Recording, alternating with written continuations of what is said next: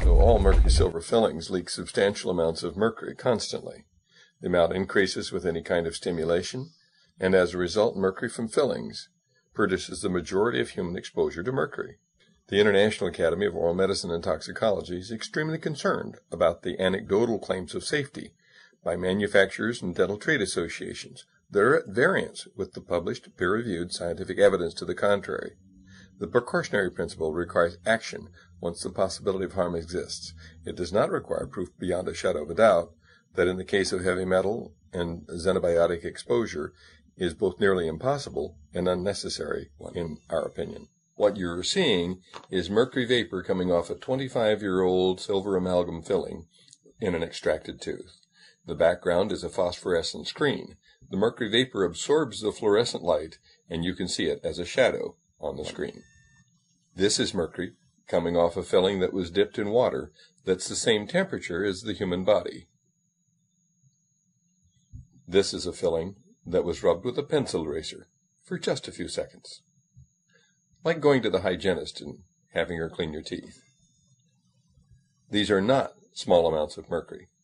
If you can see it, it's more than 1,000 times higher than the Environmental Protection Agency will allow for the air that we breathe. What about the last time you went to the dentist and they drilled on your tooth? Here is the mercury vapor every time you raise the temperature to 110 degrees with hot coffee or warm water, or even chewed on it. Mercury comes off fillings every time you stimulate them, and that stimulation causes the mercury to continue to leak out of the fillings for an hour and a half at a minimum. Some people grind their teeth. Some people chew gum. The dentist might send an old gold crown to the dental lab to be welded. How about the dental personnel? They're not being given informed consent. Back in 1985, the International Academy of Oral Medicine and Toxicology set out to determine the amount of mercury that was coming off fillings. And here's the graph, showing substantial quantities of mercury were measured coming off fillings. And then we estimated the total dose. And then we began animal experiments and put radioactive fillings in sheep. Mercury accumulated in the jaw, stomach, liver, and kidney of the sheep in just 30 days. Substantial quantities of mercury spread from the fillings to every organ in that sheep's body. This should be of concern for everyone. Then we measured that the sheep's kidneys dropped in their ability by 60% to clear inulin, an indication of kidney malfunction. Whole body imaging of monkeys found exactly the same thing.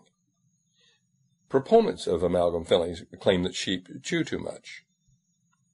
Well, what's the problem with monkeys? They had mercury in their jaw, kidneys, liver, intestine, and heart.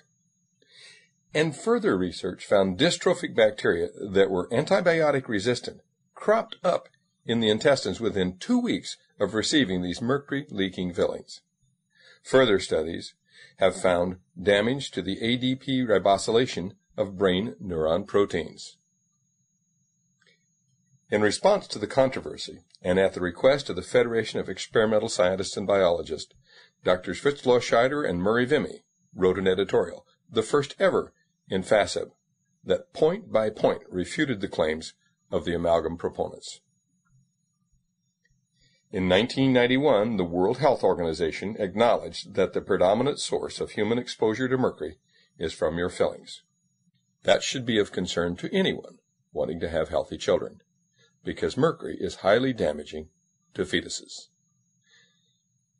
Experiments in sheep showed that mercury from the sheep's fillings transferred immediately to the placenta, to the unborn fetus, and to every conceivable portion of the fetus's body. It even increased in the lamb higher after birth from mercury in the mother's milk. There's no such thing as a safe mercury filling. All mercury fillings leak mercury. The combined effect of mercury, cadmium, and lead is just now being investigated, but it's not 1-in-1. It's synergistic, and 1 and 1 may make 100 or even 1,000. Why is that of concern? Over and over again, we've heard that children are exposed to lead from our environment. Mercury in lead is many times more toxic than just mercury alone. These black, corroded, pitted mercury fillings are used where you must drill away 1/3 of the tooth in order to fix a pinhead-sized cavity. Even if you love mercury, it's the wrong thing to do to the children. It leads to broken, diseased, root canal extracted teeth throughout the rest of the life. It's a blunder that costs the child all through their life. Millions and millions of dollars are spent annually fixing teeth again and again. And dentists don't follow the manufacturer's recommendations. They pack mercury in children around gold crowns, underneath bridges. They stuff it around the gum line in contact with tissues. There's mercury spreading from this gold crown to every tissue in that patient's body. Even if you like mercury fillings, putting that kind of filling in the tooth is simply the wrong thing to do. Harold Lowe, the former director of the National Institute of Dental Research, back in 1993, wrote, "The first filling is a critical step in the life of the tooth. Using amalgam for the first filling requires removing a lot of tooth substance, not only diseased tooth substance, but healthy tooth substance as well. So in making the undercuts, you sacrifice a lot, and this results in a weakened tooth. The next thing you know, the tooth breaks off, and you need a crown. Then you need to repair the crown. And so it continues to the stage where there's no more to repair, and you pull the tooth. With the first filling, you should do something that can either restore the tooth or retain more healthy tooth substance. Use new materials, composites, or materials that can bond to the surface without undercuts. You can do this with little removal of the tooth substance so that the core of the tooth is still there.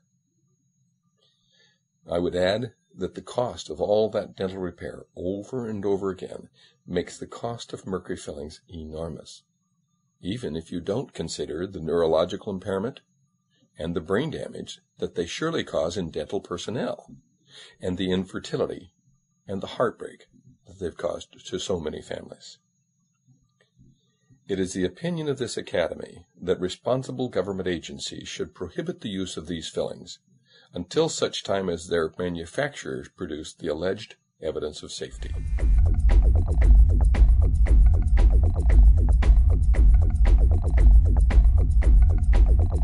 Show me the science.